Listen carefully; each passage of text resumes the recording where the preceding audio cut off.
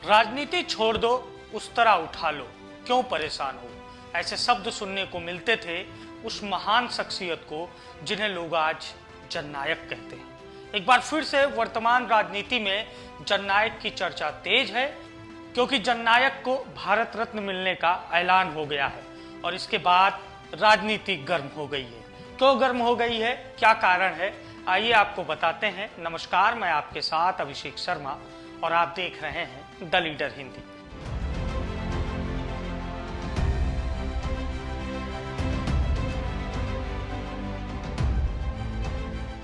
समाजवादी नेता और जननायक के नाम से मशहूर बिहार के पूर्व मुख्यमंत्री कर्पूरी ठाकुर का जन्म समस्तीपुर जिले के पितौजिया गांव में हुआ था। उनके पिता गोकुल ठाकुर गांव के सीमांत किसान थे और अपना वास्तविक पेशा नाई का काम करते थे। भारत छोड़ो आंदोलन के समय कर्पूरी ठाकुर ने 2.5 वर्ष जेल में बिताया। जननायक के नाम से मशहूर कर्पूरी ठाकुर 22 दिसंबर 1970 से 2 जून 1971 और 24 जून 1977 से 21 अप्रैल 1979 के दौरान बिहार के मुख्यमंत्री रहे। राजनीतिक कद इतना बड़ा था कि बिहार के तमाम बड़े नेता लालू, नीतीश, रामविलास और सुशील मोदी सहित जो नेता थे वो कर्पूरी ठाकुर के आदर्शों की बात करके राजनीति में आगे बढ़े। नाई परिवार में जन्म लेने वाले कर्पूरी ठाकुर अखिल भारतीय छात्र संघ में रहे। लोकनायक जयप्रकाश नारायण व समाजवादी चिंतक डॉक्टर राम मनोहर लोहिया उनके राजनीतिक गुरु थे। बिहार में पिछड़ा वर्ग के लोगों की सरकारी नौकरी में आरक्षण की व्यवस्था करने की पहल कर्पूरी ठाकुर ने की थी। कर्पूरी ठाकुर का निधन 17 फरवरी 1988 को हो गया। उनके निधन के बाद शरद यादव की मदद से लालू प्रसाद यादव उनके राजनीतिक उत्तराधिकारी बने, पर कर्पूरी ठाकुर और लालू यादव के जीवन शैली में कोई मेल नहीं था। कर्पूरी ठाकुर का जीवन पिछड़ों के लिए संघर्ष करने में बीता, तो लालू प्रसाद यादव का जीवन कैसा है ये हर किसी को पता है। जो लालू नीतीश ना कर सके वह नरेंद्र मोदी ने कर दिखाया। और कर्पूरी ठाकुर जाति जनगणना की काट कैसे हैं, आइए आपको समझाते हैं। कर्पूरी ठाकुर का कद बहुत बड़ा है। भारतीय राजनीति में कर्पूरी ठाकुर का नाम लेकर बहुत से नेता यूपी और बिहार में अपनी राजनीति को चमकाने में कामयाब रहे, लेकिन कर्पूरी ठाकुर को वह सम्मान नहीं मिल सका जिसके वह हकदार थे। केंद्र की नरेंद्र मोदी सरकार ने कर्पूरी ठाकुर की जयंती के पहले उन्हें भारत रत्न देने का ऐलान किया और अब इसके बाद राजनीतिक माहौल गर्म सा हो उठा।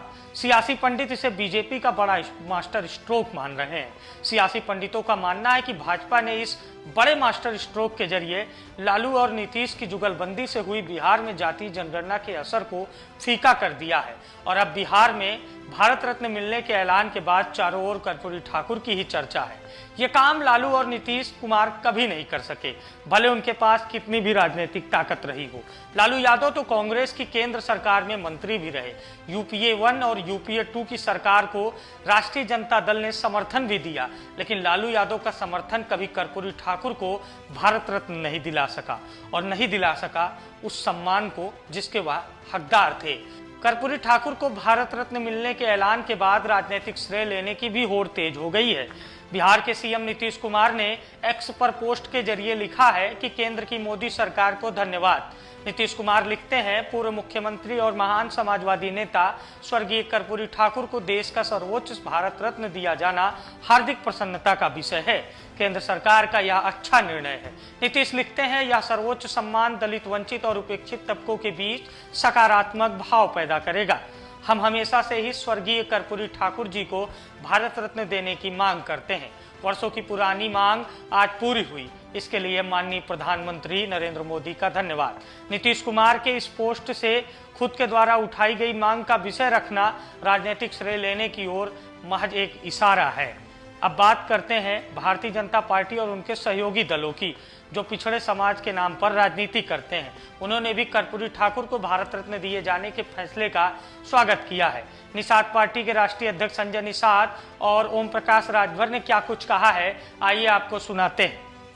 बधाई दूंगा और अपने समाज के पिछड़े अति पिछड़ों की तरफ से, पिछड़ों की तरफ से, शोषितों वंचितों की तरफ से मैं विशेष रूप से प्रधानमंत्री को बधाई दूंगा कि जननायक कर्पूरी ठाकुर एक ऐसे ऐतिहासिक पुरुष थे जिन्होंने शोषितों वंचितों की लड़ाई लड़ी और जब लड़ाई लड़ने आए तो जो इस जो शोषण करने वाली शक्तियाँ थी वो भरपूर जोर विरोध करती थी, लेकिन बेहद अपनी सादगी, अपनी बुद्धिमत्ता से, जो कहा गया है कि the political power the strong then the god power, राजनीतिक शक्ति वो शक्ति है जो ईश्वर की शक्ति को धरातल पर उतार कर उसे जनता को। देश के प्रधानमंत्री माननीय नरेंद्र मोदी जी ने जो भारत रत्न से जननायक कर्पूरी ठाकुर जी को सम्मानित किया है, इसके लिए प्रधानमंत्री जी को बधाई।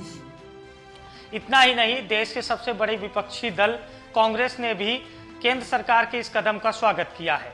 कांग्रेस के नेता व बिहार से आने वाले कन्हैया कुमार ने कहा, हम केंद्र के फैसले का स्वागत करते हैं, लेकिन कर्पूरी ठाकुर को सम्मान तभी मिलेगा जब उनके द्वारा देखे गए समानता के सपने को सरकार सच करेगी। क्या कुछ कह रहे हैं कन्हैया कुमार, आइए ये भी आपको सुनाते हैं। हमारी पार्टी ने और श्री राहुल गांधी ने भी, उन्होंने इस फैसले का स्वागत किया है कि भारत सरकार जो उनको भारत रत्न देना चाहती है, इसका स्वागत किया है।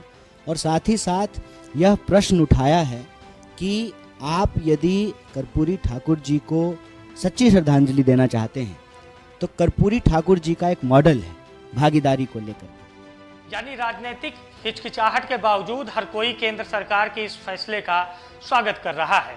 विरोध भी करे तो कैसे, क्योंकि मामला कर्पूरी ठाकुर से जुड़ा हुआ है। वही कर्पूरी ठाकुर जिनका नाम लेकर बिहार में कई नेता जीरो से हीरो बन गए।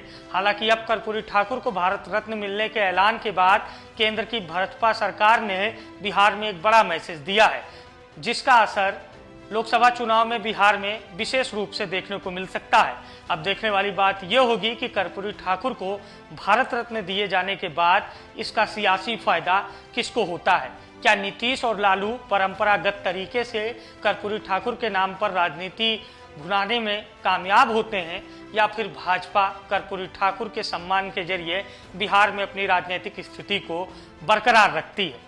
फिलहाल के लिए इतना ही। द लीडर हिंदी के वीडियोज अगर आपको पसंद आए हो तो चैनल को लाइक करिए, सब्सक्राइब करिए और शेयर के साथ हमें दीजिए ढेर सारा प्यार। नमस्कार।